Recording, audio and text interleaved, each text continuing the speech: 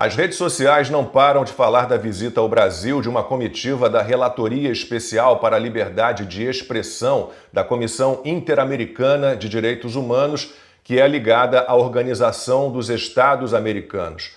Já a nova velha imprensa, que escolhe suas pautas conforme seus interesses, resolveu desprezar o assunto. A Folha de São Paulo, por exemplo, só na quinta-feira publicou uma matéria curta assinada pela Patrícia Campos Melo, para exaltar uma fala do relator enviado pela OEA, o advogado colombiano Pedro Baca. Ele disse que o convite do governo do PT para que a delegação fosse ao Brasil demonstra a ampla força democrática do país e uma abertura à observação internacional e ao diálogo regional. Declaração descabida, reproduzida por uma imprensa que me enche de vergonha e que, praticamente ignorando a investigação sobre graves ataques aos direitos humanos no nosso país, fingiu que Baca não disse também, durante a semana, que os relatos que ouviu das vítimas da tirania que tomou conta do Brasil foram impressionantes. Uma imprensa de verdade deveria ter, no mínimo, criticado e rebatido as mentiras e os absurdos incluídos pelo STF em nota oficial emitida depois do encontro do representante da CIDH com Luiz Roberto Barroso e Alexandre de Moraes. Foi um cafezinho na sede do Supremo que durou 1h30, quando as conversas do relator deveriam ter durado no máximo 10 minutos. O STF acabou admitindo na nota que bloqueou 120 perfis da rede social X e que todos os usuários foram notificados. Isso é falso. A nota também expõe a ideia sem nexo de que perseguição política e censura foram necessárias para salvar a democracia em momentos importantes. Essas práticas continuariam sendo ilegais, mesmo que fossem pontuais, o que nunca foram. A tirania começou a se estabelecer em 2019 e só piorou desde então. Para não ver nada disso, seria preciso fechar bem os olhos, cobri-los com uma venda de pano grosso e escuro e se entregar ao isolamento num porão sem luz no meio do nada. Claro que jornalistas comprometidos com o regime ditatorial não precisam de nada disso. Eles desenvolveram uma capacidade asquerosa de desprezar os fatos, o mundo real. A matéria da repórter Patrícia Campos Melo, da Folha, deu a entender que a censura a vozes conservadoras é uma balela, que há um grupo querendo denunciar o que só ele vê como censura.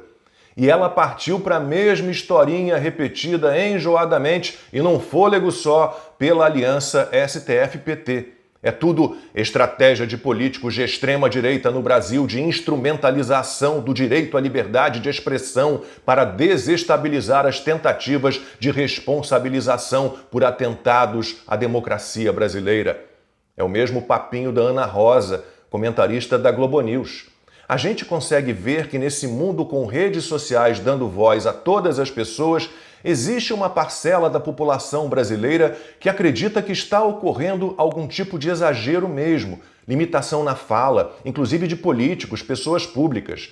É importante combater esse discurso que está sendo vendido fora do Brasil, que Elon Musk ajudou a disseminar também, de que o Brasil é um país em que as pessoas não têm liberdade para falar o que quiserem. A nova velha imprensa acusa os opositores do regime de propagar o ódio, enquanto ataca furiosamente o presidente americano Donald Trump e Elon Musk. Para o bem do Brasil e do mundo, parece que contra eles vale tudo mesmo. Em sua coluna no O Globo, Malu Gaspar tratou como absurda, como ridícula, a afirmação do empresário de que os Estados Unidos, com Joe Biden na presidência, apoiaram a eleição de Lula em 2022. A Veja fez o mesmo. O título da matéria da revista foi: sem provas, Musk diz que Estados Unidos financiaram eleição de Lula contra Bolsonaro. No X, a publicação levou uma bela verificada das notas da comunidade. A Veja apresenta na manchete uma alegação não verificada como se fosse um fato. Elon Musk é membro do governo americano e tem acesso a documentos sigilosos. Portanto, não é possível afirmar que ele não tem provas. Ora, o empresário está à frente do Departamento de Eficiência Governamental, criado por Trump para reduzir o tamanho da máquina pública. E a imprensa acha que ele não precisa investigar nada para cortar gastos, para economizar recursos dos pagadores de impostos e dar ao dinheiro destinação decente. Elon Musk teve que questionar no X como o governo vai cortar gastos se não sabe quanto é gasto e em quê. Apoiar jornalistas que já não são mais jornalistas é mais ou menos como permitir que um engenheiro que constrói prédios que desabam e médicos que mutilam ou matam seus pacientes sigam em suas profissões. Não dá. É por loucura, mau caratismo, militância desvairada, interesses financeiros ou sabe-se lá o que mais, que alguém como Guga Chakra, no Globo, assina artigo cujo título é Venezuela Chavista explica Trump. Ele cita dois autores americanos que falam num autoritarismo competitivo que seria um regime em que os incumbentes abusam do poder para que as regras fiquem contra a oposição. E Guga Chakra e também Reinaldo Azevedo não veem nada parecido com isso no Brasil. No UOL, o autor dos livros O País dos Petralhas, volume 1 e volume 2, faz também um paralelo entre Hugo Chávez e Donald Trump e avança na escala dos absurdos. Reinaldo lamenta que falte um STF nos Estados Unidos. Nossa imprensa está possuída. Se o novo presidente da Câmara, Hugo Mota, declara que o 8 de janeiro não foi uma tentativa de golpe de Estado, Diogo Schelp, no Estadão, escreve que o deputado se prepara para fazer o errado com orgulho, seguindo o exemplo de Trump e Bolsonaro. E o jornal ataca ainda com editorial. Não se transige com o golpismo. Fala de Hugo Mota compõe mosaico de atitudes que se prestam a relativizar a evidente gravidade da insurgência bolsonarista. Se o ministro da Defesa, José Múcio Monteiro, faz, em entrevista ao programa Roda Viva da TV Cultura, mais uma vez a mesma afirmação que o presidente da Câmara, Vera Magalhães e Raquel Landim se revoltam. E Otávio Guedes, na Globo News, afirma que Múcio e Mota não podem fazer papel de polícia, de Ministério Público, de juiz, não podem comentar se algo é crime ou não. Parece até que ele defende que políticos não devem se expressar, mas não é isso. Guedes nunca criticou aqueles que juram que o 8 de janeiro foi uma tentativa de golpe de Estado. Esses podem falar à vontade, não importa o cargo que ocupem. A fábrica de hipocrisia e mentiras da nova velha imprensa trabalha dia e noite, mas esse show de horrores foi produzido em apenas uma semana. Já na última segunda-feira, o Metrópolis rompeu todos os limites do absurdo com matéria na coluna da Mirelle Pinheiro. O título: Saiba quem está na linha de frente da trégua histórica entre PCC e CV. Alguns trechos caóticos sob todos os aspectos da reportagem.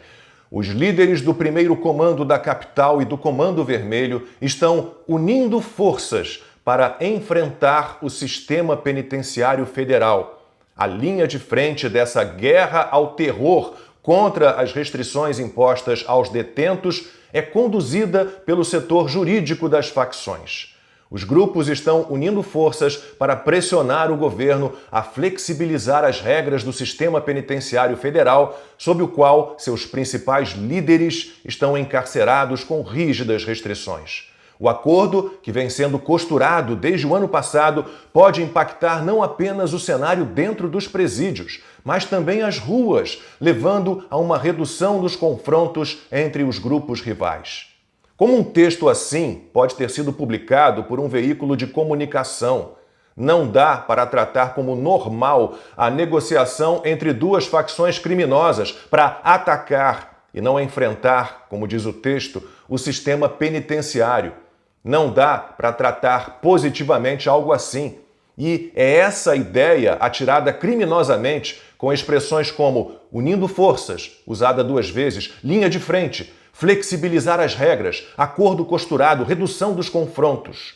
A guerra não é contra o terror imposto pelos traficantes, mas contra o terror de que eles, segundo a jornalista, são vítimas. Não dá para falar em setor jurídico de facções, não dá para chamar de líderes. Quem controla esses grupos são, no máximo, chefes mesmo. Bando tem chefe, não tem líder. E não dá para considerar que um acordo entre dois grupos de bandidos perigosíssimos será positivo para a diminuição da criminalidade. E a jornalista conseguiu suas informações com o que ela chamou de setores jurídicos do PCC e do CV ou falou com a assessoria de imprensa dessas facções? É tudo muito confuso e muito claro. Já faz tempo que grande parte da imprensa se rendeu a uma militância criminosa.